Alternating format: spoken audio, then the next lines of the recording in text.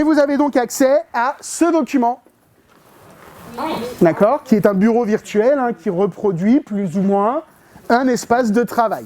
Premièrement, cliquez sur, s'il vous plaît, objectifs et évaluation. J'ai fait tout le travail de connaissance pour vous. Oh, merci monsieur, vous êtes trop gentil. Oui.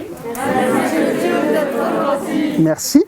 Donc, tout le vocabulaire est là, vos repères géographiques, vos repères chronologiques, les dates, les lieux, le vocabulaire. Vous êtes une équipe, vous êtes là pour avancer ensemble vers ces objectifs, pas chacun dans votre coin. Alors l'idée que je me fais d'une classe, moi c'est surtout un lieu où on apprend, mais pas qu'au sens scolaire du terme. On apprend à être, on apprend à travailler ensemble, on apprend à coopérer.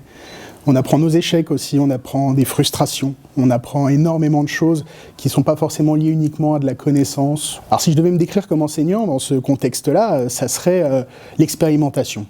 C'est des idées qui fusent, c'est des influences de mes collègues qui me disent « Ah, t'as vu, j'ai fait ça, qu'est-ce que tu en penses ?» Et on confronte, c'est de la confrontation énormément. De la même façon que je demande à mes élèves de confronter leurs idées, je suis énormément à la recherche de confronter les miennes à celles de mes collègues. Je fouinais un petit peu sur les réseaux sociaux au sein de groupes de professionnels en histoire-géographie qui d'ailleurs fourmillent d'idées, c'est formidable. Et je fouinais un petit peu, j'étais à la recherche d'un petit peu de renouveau. J'aimais pas trop la façon dont j'avais fait telle séquence l'an dernier, je cherchais un petit peu à me renouveler.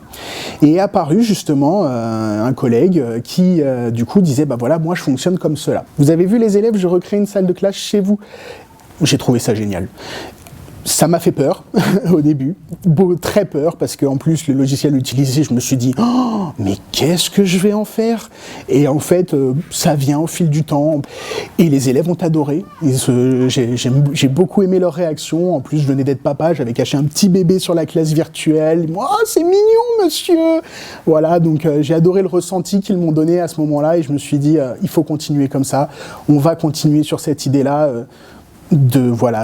L'école et la maison sont en lien. Il n'y a pas de rupture entre ce que vous apprenez à l'école et ce que vous devez retravailler chez vous derrière. C'est vraiment en lien, c'est la continuité.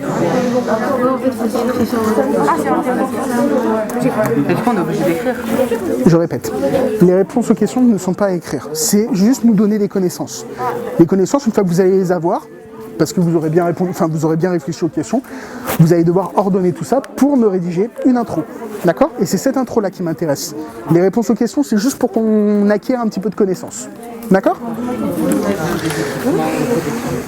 Le premier réflexe que nous avons, c'est de sortir l'outil en question. C'est d'accéder à la classe virtuelle ou au bureau virtuel pour pouvoir avoir nos outils à disposition. Là, ils doivent aller à la recherche de ce que je veux qu'ils atteignent. Ils doivent farfouiller, ils doivent expérimenter, ils doivent se confronter à leurs difficultés aussi. Parfois même se confronter aux difficultés des autres. Si je les mets en groupe, c'est pour avoir une dynamique de groupe qui s'installe et donc de coopération. Évidemment, il y a des temps de mise en commun, des temps de remédiation commune également, où je m'adresse à la classe et où je retrouve ma place entre guillemets traditionnelle, à côté du tableau, etc. Mais la plupart du temps, je circule. Je m'adresse à un groupe ou à un élève, je ne m'adresse plus à la classe. Oui, mais est-ce que tu vas devoir me le dire ça dans l'intro à ton avis? Non, pas forcément. Donc ça veut dire que les questions qui sont pas... Bah si, il faudra me le dire. Il faudra me le dire en introduction, ça.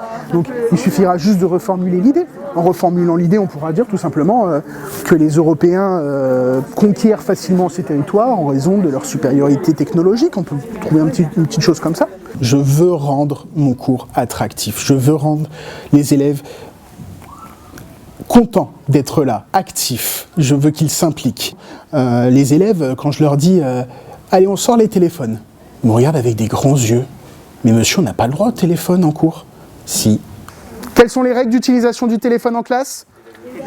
Utilisation strictement. Si je surprends un téléphone qui ne fait pas une activité en lien avec la pédagogie.